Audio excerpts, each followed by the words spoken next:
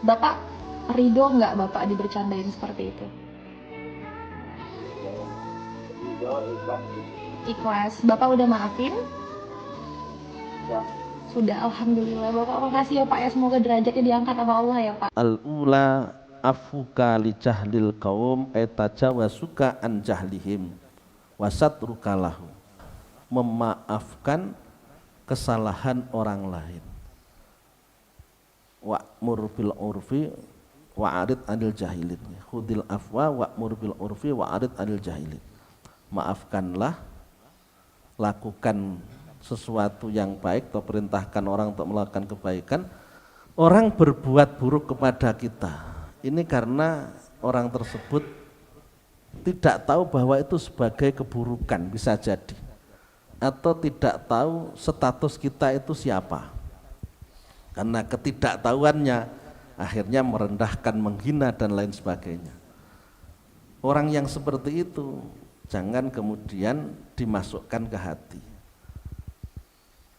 Kita maafkan, kita tidak mempersoalkan, kita senantiasa menganggap itu hal yang biasa. Jadi tajawasuka amma yaqum minkum fi haqqika minal ida an-nasi minal jahli, yaitu yang pertama memaafkanmu kepada orang lain yang telah berbuat kesalahan kepadamu, menyakiti hati kamu. Bisa memaafkan kesalahan orang lain, tidak memperpanjang persoalan, tidak menjadikan masalah semakin melebar.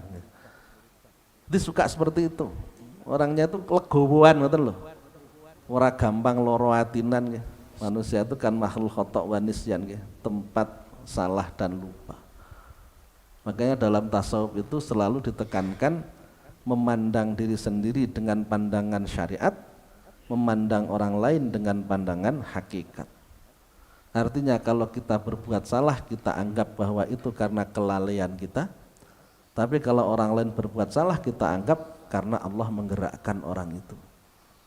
Tanpa digerakkan Allah tidak mampu, tidak mungkin bisa melakukan hal yang semacam itu. Menungso kaya dene wayang sing dilakokne dalang.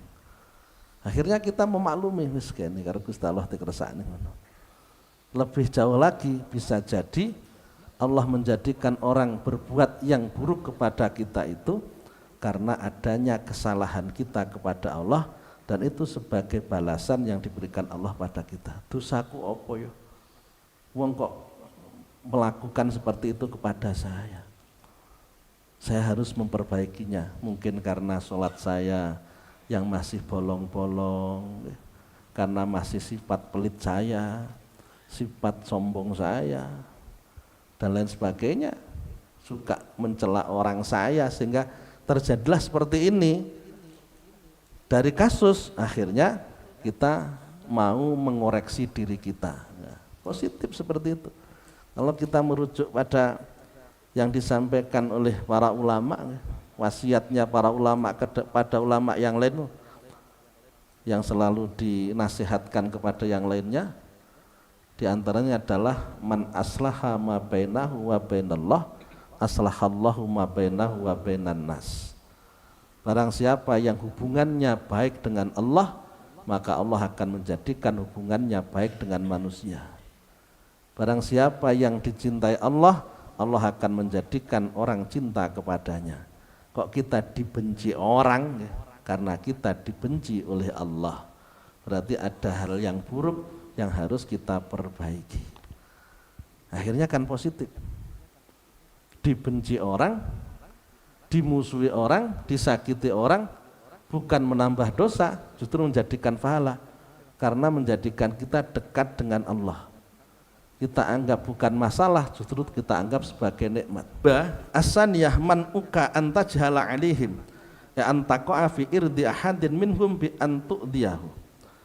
Yang membuat kita selamat dari gangguan orang lain, yang kedua adalah jika kita bisa menahan diri kita untuk tidak menyakiti hati orang lain. Dengan kita bisa menahan diri kita untuk tidak menyakiti hati orang lain, orang itu tidak akan melakukan hal yang menyakiti kita.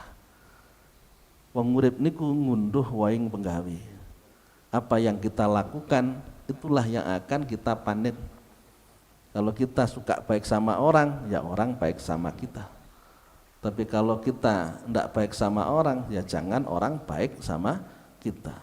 Biar orang tidak melakukan hal yang buruk kepada kita. Yang kedua, jangan melakukan yang buruk kepada orang lain.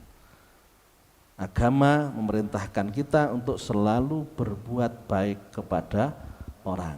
Baik itu yang baik sama kita maupun orang yang tidak mau baik sama kita.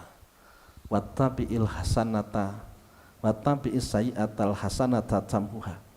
Ikutilah keburukan dengan kebaikan. Maka keburukan itu akan terhapus dengan kebaikan. Andaikan kita asalnya menyakiti dia, kemudian kita memperbaiki, atau dia asalnya benci kepada kita, kemudian kita baik sama dia, akan berubah. Yang benci berubah menjadi cinta. Oleh sebab itu, ayo kita semangati diri kita masing-masing untuk terus berbuat baik sampai dengan ajal menjemput kita. Nafsu kita paksa untuk melakukan yang baik, yang diridhoi oleh Allah. Jangan melakukan sesuatu yang dibenci oleh Allah Subhanahu wa ta'ala. Baik yang berhubungan kita dengan Allah maupun yang berhubungan dengan sesama manusia. Hablum minallahnya baik, hablum minnannasnya juga baik.